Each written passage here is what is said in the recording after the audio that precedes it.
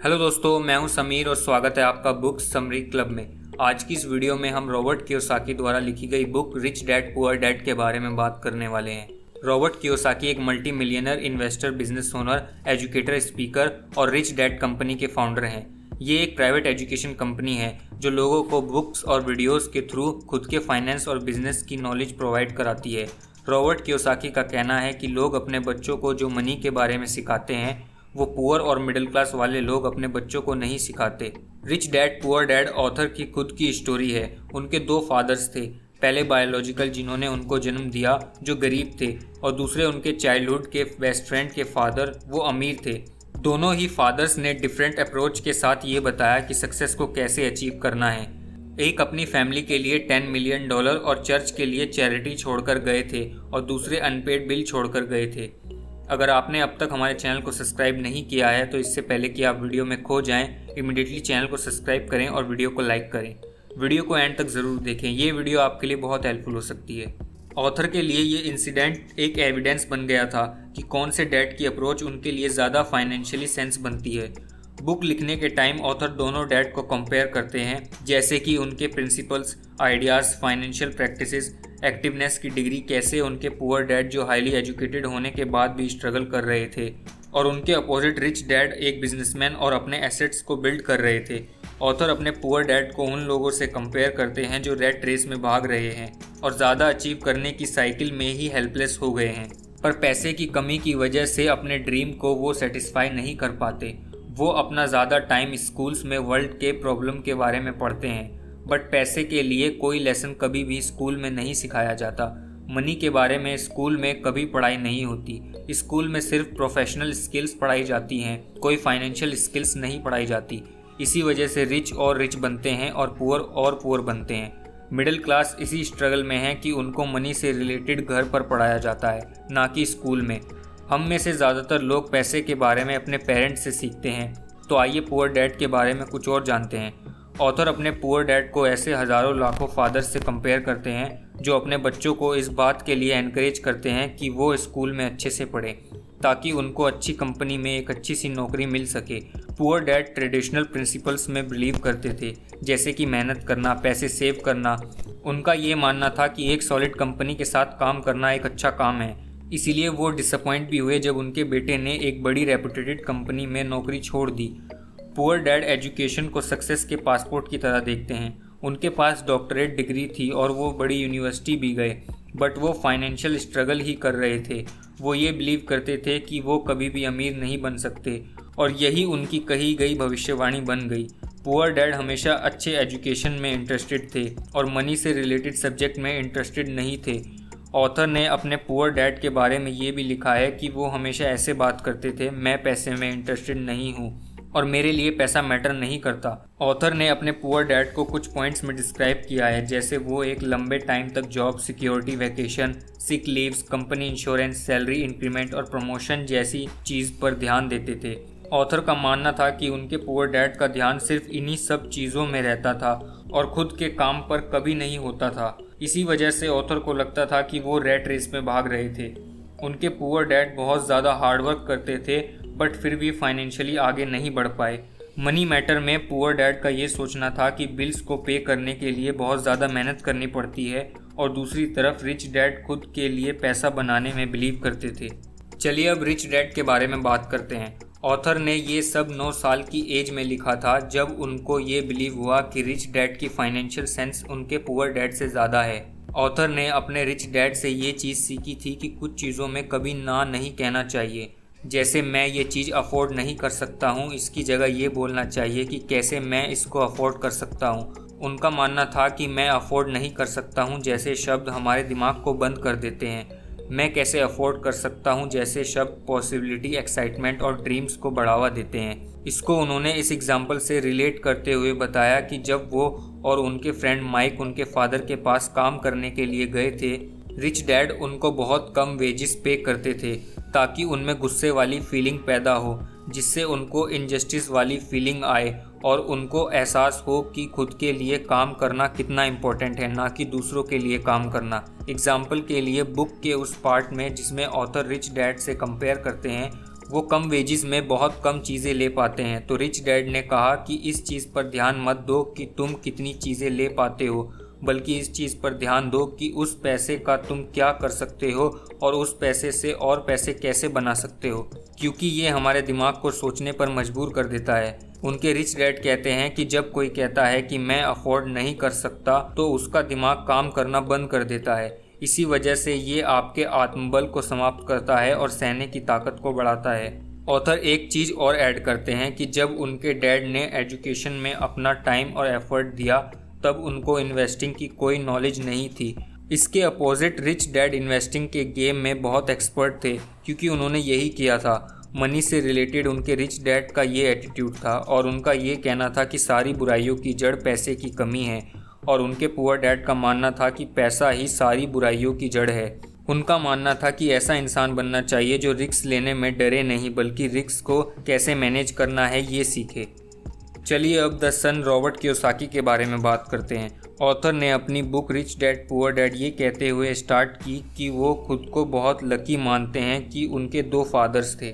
वो अपने दोनों फादर के पॉइंट ऑफ व्यू को कंपेयर करते हैं, जैसे कि hard working, getting education, saving, investing etcetera. Author ने ये चीज़ भी देखी कि दोनों के अप्रोचेस में कितना डिफरेंस था। रिच डैड से की गई बातों की वजह से भी ऑथर खुद की फाइनेंशियल स्टेबिलिटी का क्रेडिट देते हैं।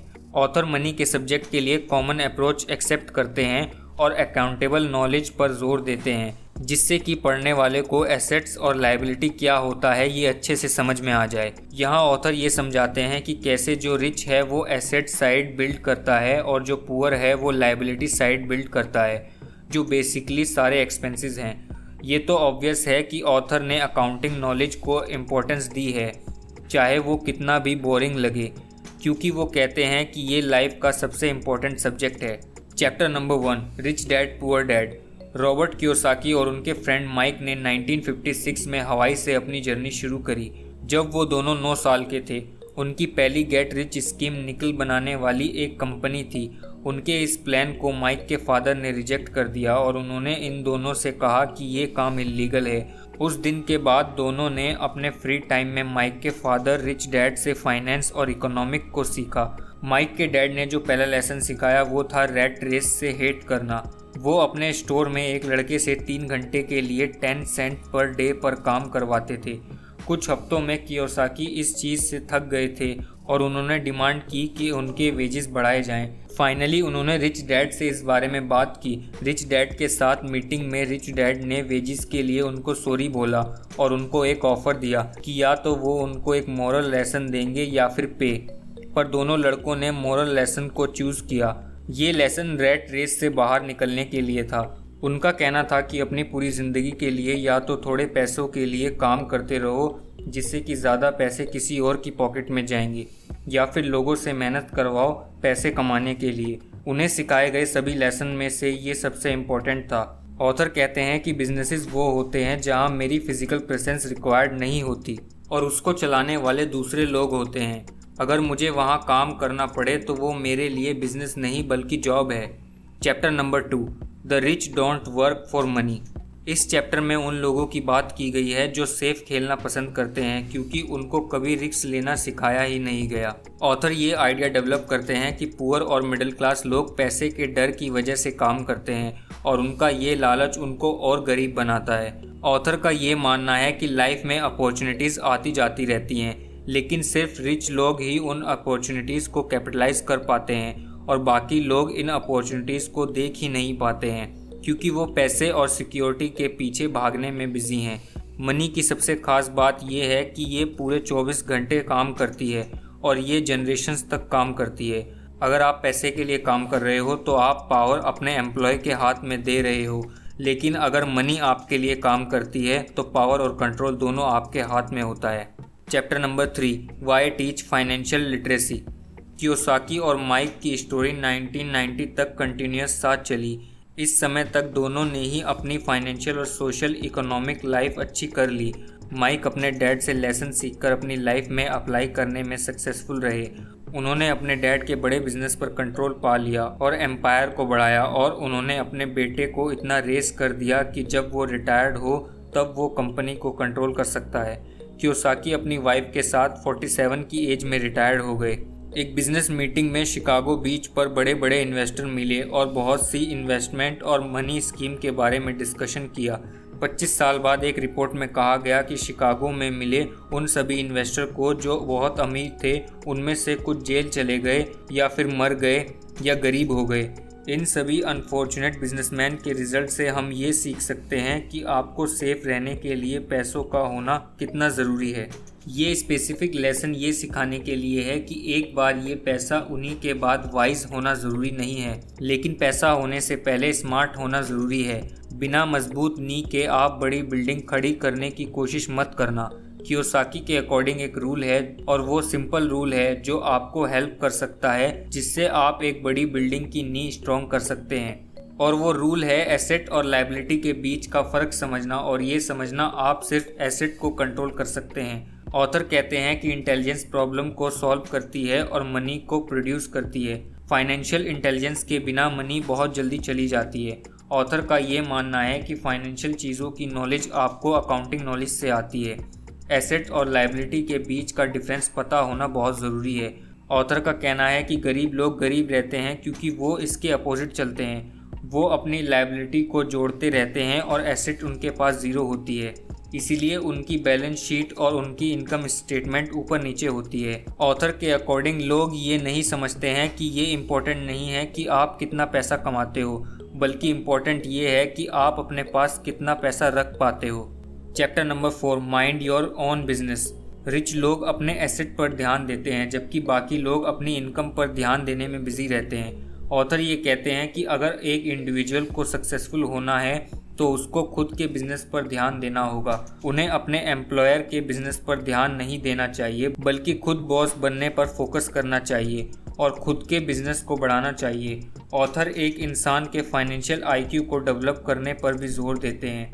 उन्होंने कहा कि ये जब बढ़ता है जब हम अपनी अकाउंटिंग, इन्वेस्टिंग, मार्केटिंग और लॉ नॉलेज को बढ़ाते हैं। वो ये कहते हैं कि नॉलेज ना होने से आपको परेशानी हो सकती है, लेकिन नॉलेज लेने से आपके जीतने के चांसेस रहते हैं। Chapter number 5, the rich invent money. Real world में स्मार्ट इंसान आगे नहीं निकलता, बल्कि बोल्ड इंसान आगे बढ़ जाता है। उनका कहना है कि हर एक इंसान टैलेंट के साथ पैदा होता है, लेकिन सेल्फ डाउट और फियर भी होता है। उन्होंने ये बताया कि ये ज़रूरी नहीं है कि एजुकेटेड स्मार्ट इंसान ही आगे बढ़ता है, बल्कि जो बोल्ड और एडवेंचरस हैं वो बढ़ता है। लोग कभी भी फाइनेंशियली आगे नहीं बढ़ पाते, भले ही उनके पास बहुत सारे पैसे क्यों ना हो। वो अपॉर्चुनिटी को पहचान ही नहीं पाते। उनमें से ज़्यादातर लोग कुछ होने का वेट करते रहते हैं। ऑथर का कहना है कि लोग अपने लक को खुद क्रिएट करते हैं, उनको इसके लिए ज़िंदगी भर वेट करने की ज़रूरत नहीं है। उनका कहना है कि पैसे के साथ भी सेम केस है, उसका वेट नहीं करना चाहिए, बल्कि उसको क्रिएट किया जा सकता है। ये दुनिया हमेशा आपको लाइफ टाइम अपॉर्चुनिटीज़ देती रहती है, लेकिन बहुत बार हम उसको देखने में फेल हो जाते हैं। ग्रेट अपॉर्चुनिटीज़ खुली आंखों से नहीं, बल्कि खुले दिमाग से देखी जाती हैं। ऑथर ज़्यादा इंटेलिजेंट लोगों को हायर करने के लिए एनकरेज करते हैं, क्योंकि दूसरों की नॉलेज को यूज़ करके खुद की नॉलेज बढ़ाई जा सकती है और उन लोगों के लिए कुछ किया जा सकता है जिनके पास नॉलेज नहीं है। Chapter number 6, work to learn, don't work for money. Author कहते हैं कि मेरे एजुकेटेड डैड के लिए जॉब सिक्योरिटी ही सब कुछ था और मेरे रिच डैड के लिए लर्निंग ही सब कुछ थी। इस चैप्टर में ऑथर हर एक इंडिविजुअल को अपनी फाइनेंशियल स्किल्स को डेवलप करने के लिए कहते हैं। ऑथर ने सक्सेस पाने के लिए मैनेजमेंट स्किल्स को मेंशन किया है, और वो है management of cash flow, management of systems, management of people. ये सब स्किल्स सेलिंग्स और मार्केटिंग स्किल्स में काम आती हैं। कम्युनिकेशन स्किल्स पर भी वो पूरा जोर देते हैं। वो कहते हैं कि ऐसे कई लोग हैं जिनके पास साइंटिफिक नॉलेज का पावर हाउस है, पर वो कम्युनिकेशन में फेल हो जाते हैं। ये ऐसे लोग हैं जो वेल्थ से सिर्फ एक कदम दूर हैं। ऑथर रीडर्स को न्यू आइडियाज़ देखने के लिए एनकरेज करते हैं और उन इंडिविजुअल का ब्रेन पिक करने के लिए बोलते हैं जिनके पास एक्सपीरियंस है। वो सीखने की पावर को अलाइव रखने, कोर्सेज करने, टेप्स को खरीदने और सेमिनार्स में पार्टिसिपेट करने के लिए एडवाइस करते हैं। बहुत से लोग सिर्फ इन्वेस्टमेंट खरीद लेते हैं, लेकिन लर्निंग में इन्वेस्टमेंट नहीं करते।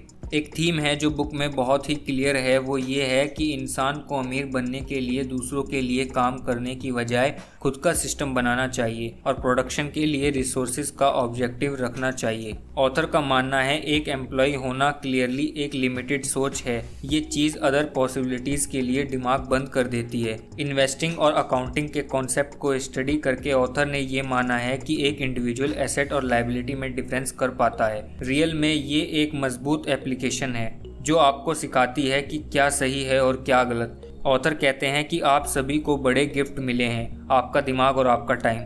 ये आपके ऊपर है कि आप दोनों के साथ क्या करते हैं। आप और आपके बच्चों का फ्यूचर आपकी आज की चॉइस पर डिपेंड करता है, ना कि कल पर। ऑथर विश करते हैं कि इस बुक की लर्निंग को फॉलो करके हम सब बहुत अमीर और बहुत सक्सेसफुल बने। थैंक यू दोस्तों, आई होप ये वीडियो आपको बहुत पसंद आई होगी। अगर आपने हमारे चैनल को अभी तक सब्सक्राइब नहीं किया है तो इमीडिएटली चैनल को सब्सक्राइब करें और वीडियो को लाइक और कमेंट भी कर दें। इससे हमारा मोटिवेशन बढ़ता है। अगर आपको लगता है कि ये वीडियो दूसरे लोगों को भी हेल्प कर सकती है तो सबके साथ ये वीडियो शेयर भी करें। जल्दी मिलेंगे और भी अच्छी वीडियो के साथ। Thank you so much.